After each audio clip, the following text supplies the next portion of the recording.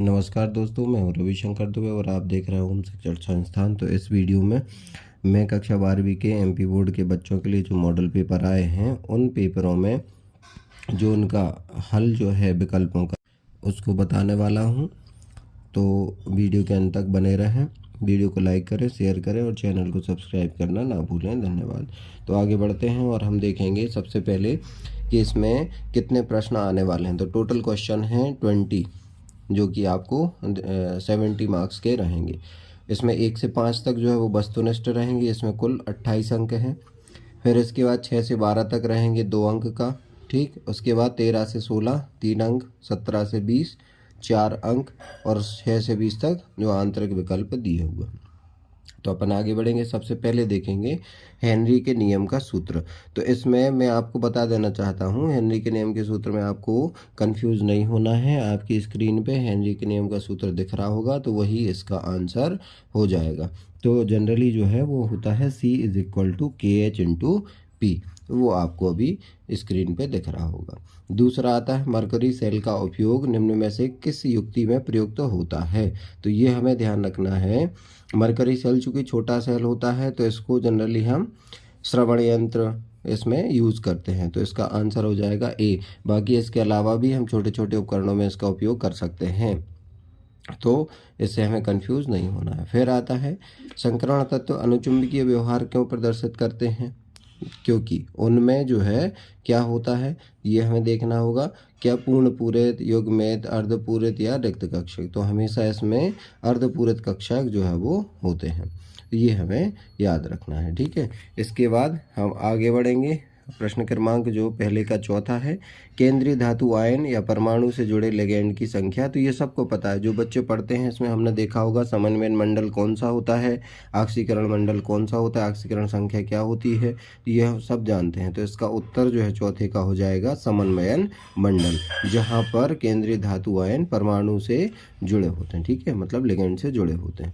फिर प्राथमिक अमीन की संरचना, ये हमें देखना होगा। प्राथमिक अमीन जो रहता है उसकी संरचना। तो यदि आप प्राथमिक, द्वितीयक, तृतीयक और चतुष्क अमीन जो है वो उसकी संरचना देखेंगे तो आपको आंसर आसानी से मिल जाए।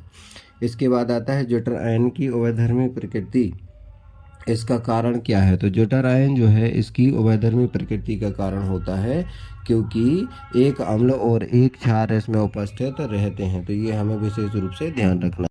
जठर आयन होते ही हैं जिनमें एक अम्ल और एक क्षार दोनों पाए जाते हैं। तो ये आपके विकल्प हो गए। इसके बाद आगे बढ़ते हैं। फिर आता है रिक्त स्थान की पूर्ति कीजिए, रिक्त स्थान भरिए। तो इसमें सोडा वाटर में विलय प्रावस्था। तो सोडा वाटर में क्या सबको पता है, सोडा वाटर जो रहता है वो लिक्विड में गैस होती है। तो लिक्विड में गैस का मतलब क्या है, इसमें CO2 जो है वो विलय प्रावस्था होती है और विलायक होता है जल। तो इसका उत्तर हो जाएगा CO2। फिर आता है एनोड पर। एनोड पर इसका उत्तर हो जाएगा ऑक्सीकरण अभिक्रिया होती है। तीसरा है विटामिन B12 में। तो सबको पता है इसका नाम है साइनोकोबालामिन B12 का, और वो क्यों है, क्योंकि इसमें कोबाल्ट होता है। तो इसका उत्तर हो जाएगा केंद्रीय धातु परमाणु कोबाल्ट। फिर रजत दर्पण परीक्षण कौन दर्शाता है। तो ये बिल्कुल सिंपल सा है, एल्डिहाइड जो होते हैं वो सिल्वर मिरर टेस्ट जो है वो दर्शाते हैं, मतलब रजत दर्पण टेस्ट दर्शाते हैं। फिर इसके बाद बात आती है प्राथमिक अमीन द्वितीयक अमीन की तुलना में कैसा होता है, कितना क्षारीय होता है। तो प्राथमिक अमीन जो है वो द्वितीयक अमीन की तुलना में कम क्षारीय होता है। फिर आता है यदि शर्करा में प्रकार्यात्मक समूह CH हो। तो सबको पता है भाई ये शर्करा कैसी हो, जैसे ही एल्डिहाइड समूह पाया जाता है शुगर में तो ये कैसी रिड्यूसिंग शुगर जो कि अपचायक शर्करा कहलाती है वो हो जाती है। इसके बाद हम आगे बढ़ेंगे और देखेंगे सत्य असत्य लिखिए। तो इसमें सत्य असत्य में आपको देखना है। सबसे पहले विलयन 2 या 2 से अधिक अवयवों का समांगी मिश्रण होता है, बिल्कुल सही बात है, ये सही सत्य हो जाएगा।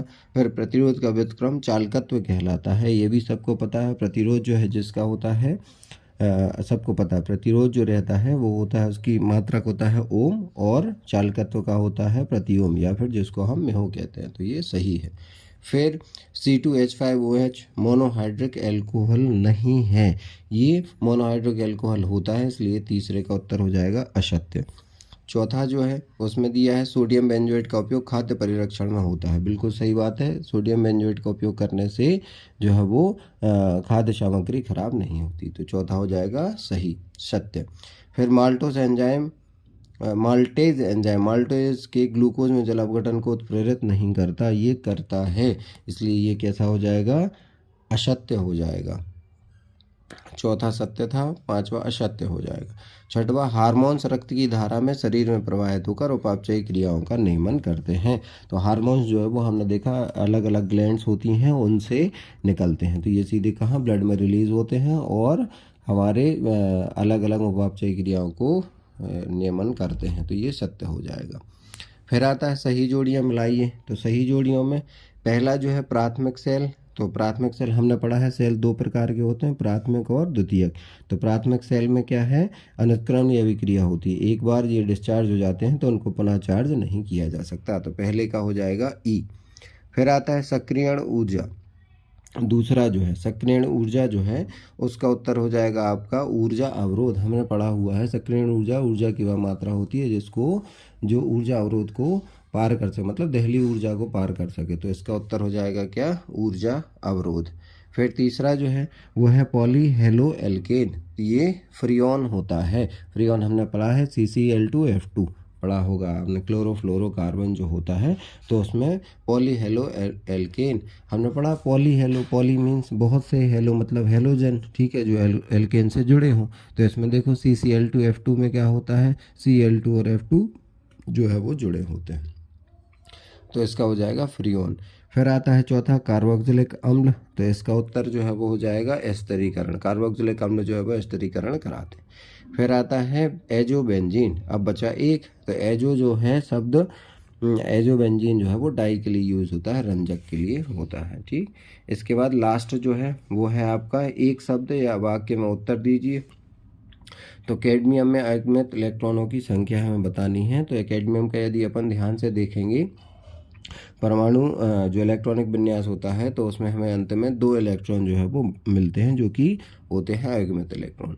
फिर आता है क्रोमियम 3+ आयन का रंग। तो क्रोमियम 3+ आयन का रंग होता है हरा।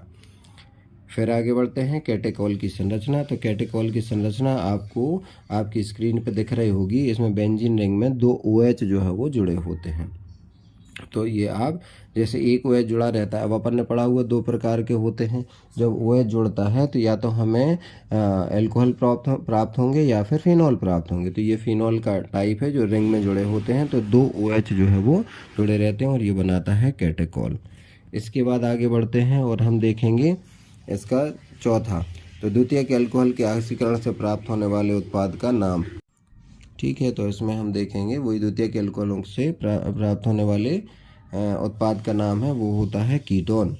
इसके बाद आगे बढ़ते हैं, जो लास्ट है ग्लूकोज की ब्रोमीन जल से क्रिया होने पर प्राप्त यौगिक का नाम। तो ये ग्लूकोनिक अम्ल बनाता है। तो अगर वीडियो आपको अच्छा लगा हो तो वीडियो को लाइक करें, शेयर करें और चैनल को सब्सक्राइब करना ना भूलें। और अगर आप आगे और भी चाहते हैं कि बाकी के बचे पेपरों का भी हल मैं डालूं तो आप कमेंट करें, मैं आगे पेपर भी डाल दूँगा। धन्यवाद।